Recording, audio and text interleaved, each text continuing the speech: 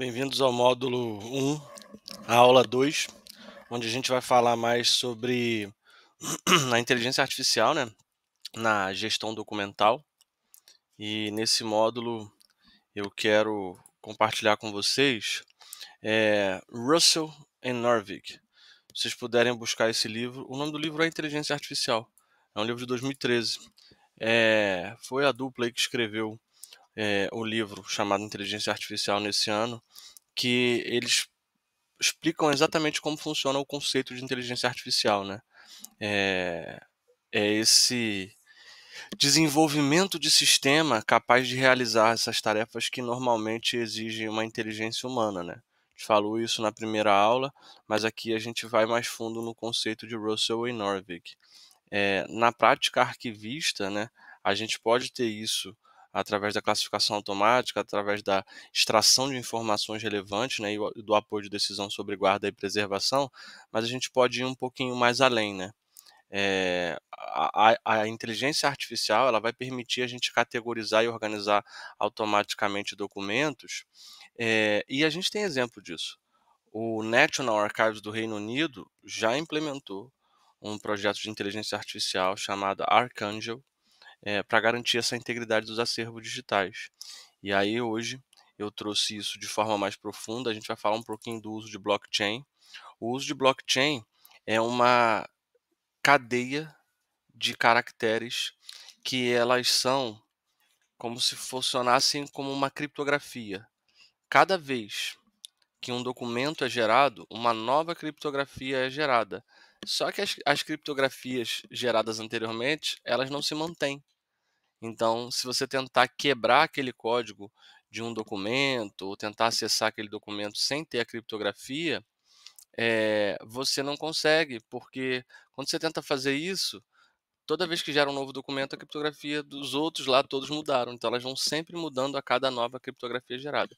Esse é o conceito básico de blockchain, não é o objetivo dessa aula, mas é só para a gente poder explicar aqui como que funciona esse conceito. E ele gera como se fosse uma chave de registro, muito parecido com aquela chave que gera quando a gente faz assinatura digital no gov.br, ou quando a gente vai no cartório que bota aquela tarja lá. O blockchain é isso, só que fica trocando as chaves, né? A gente, quando gera uma chave dessa no gov.br, ela é uma chave fixa para sempre. O blockchain não. Ele vai gerar esse registro digital, essa chave, essa criptografia, mas é isso, né? Como se fosse uma corrente de blocos. Só quando muda uma, ela vai mudando todas as outras. Então são criptografias mutáveis, né? Se vocês quiserem conferir o projeto Archangel, está aqui nesse site. Tá? Eu vou deixar aqui o site para vocês darem uma olhada. Ou seja, estamos caminhando. Vamos para o nosso próximo slide. Um outro sistema que a gente tem, acho que a gente comentou isso lá, é o OCR. E quem é que usa o OCR? Como é que a gente faz para poder usar o OCR, principalmente para as práticas de arquivo? Um dos sistemas mais utilizados é o Transcribus. Eles são capazes de transcrever manuscritos, porque a gente está acostumado a usar o OCR para esse tipo de letra aqui, né? A gente pega uma imagem, uma foto com um texto de, de, de feito em computador, né? O OCR reconhece rápido. Agora, e texto manual? Letras escritas à mão, manuscritos antigos. Então, o Transcribus foi um modelo de inteligência artificial treinado para identificar a escrita à mão. Quem quiser conferir o Transcribus está aqui. A gente não vai avançar e utilizar todas as ferramentas, porque esse é um curso introdutório, né? Mas a gente vai deixar aqui para quem quiser conhecer. Nessa segunda aula, o nosso objetivo é esse, né? E a gente vai entender também como é que a gente tem os softwares, né, de gestão e recuperação de documentos. Um dos softwares que já existem hoje é o ROS Intelligence.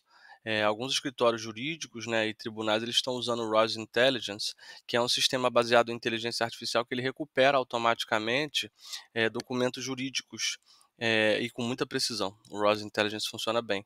Se puderem, joga lá no YouTube, tá? Ou aí no YouTube, se você estiver assistindo pelo YouTube, tem o site deles aqui, eu vou deixar. E ele faz isso, né? Ele ajuda para esse ponto jurídico, ele funciona muito bem, né? Ele faz essa gestão de documentos jurídicos muito bem. E, obviamente, tem por trás, né? A gente chama de back-end, né? Um sistema rodando por trás, que é uma inteligência artificial. E beleza, falamos do ROS Intelligence, falamos do OCR que reconhece caractere manual, a gente falou lá do Archangel da Inglaterra, mas tem um dado da Unesco, de um relatório sobre ética e inteligência artificial, que é de 2021, que eu vou deixar aqui para vocês darem uma olhada também, né? Recommendation on Ethics of Artificial Intelligence. Esse relatório foi elaborado lá em Paris, através da Unesco em 2021, e está aqui para vocês darem uma olhada, tá bom? Que fala exatamente sobre esse viés algoritmo, se ele pode ou não comprometer essa neutralidade, né, e equidade na classificação, né, documental automática. Então é importante a gente pensar isso, né, e se existe essa transparência algorítmica, como a gente falou na primeira aula. E aqui a gente se aprofunda mais nisso através desse relatório da Unesco, pensando exatamente o que a gente pode fazer. Eu vou deixar aqui esse pensamento, né, para garantir que esses critérios utilizados pelo algoritmo, eles sejam de fato transparentes e auditáveis, né, que os sistemas, que os códigos-fontes, eles não sejam uma caixa preta, né, os sistemas opacos que podem prejudicar a confiabilidade da gestão documental. Esse é o principal, isso é uma das principais boas práticas, garantir que os sistemas de inteligência artificial tenham algoritmos transparentes e auditáveis. E quais são as competências essenciais para que a gente, como arquivista, consiga, né, ou quem vai trabalhar na área de documentação, você que está fazendo esse curso, que é da área de arquivo, é ter esse entendimento básico sobre aprendizado de máquina. Saber como funciona a programação em Python, entender algoritmos, entender machine learning, é fundamental para você entender como que é esse processamento de linguagem natural. Eu vou deixar aqui também algumas referências de vídeo para isso, vou falar um pouquinho disso também mais à frente. E um ponto que a gente precisa é um conhecimento sobre preservação digital de longo prazo. Eu vou deixar também um texto aqui da área de arquivo, que é importante para a gente poder frisar em como garantir a preservação digital de longo prazo, né. E a capacitação de atuar em equipe multidisciplinar, né. A gente tem um pouco esse conceito mais antigo de que o arquivo, ele está à margem, ele está fora da instituição, fora da administração, e não. A gente precisa, criar cada vez mais métodos e meios e conhecimento, base de conhecimento, para que a gente esteja capacitado para atuar numa equipe multidisciplinar, né. E aqui a gente tem um exemplo brasileiro. Sim, temos no Brasil, o projeto Victor, que é do STF. Ele só responde a perguntas jurídicas, né. É uma LLM, né, um Large Language Model, um modelo de linguagem natural. A gente vai falar mais sobre isso, tá. Conforme eu for citando os termos, os textos, até o final do curso a gente vai estar bem afiado com esses termos. E ele usa uma inteligência artificial, o sistema Victor, para analisar e classificar recursos extraordinários, e reduz realmente significativamente. Eu tenho um amigo que está trabalhando lá, passou num concurso, ele está usando, a gente conversou sobre isso, e ele falou que reduz realmente significativamente o tempo de tramitação processual. Quem quiser dar uma conferida no projeto, tá aqui o link, tá?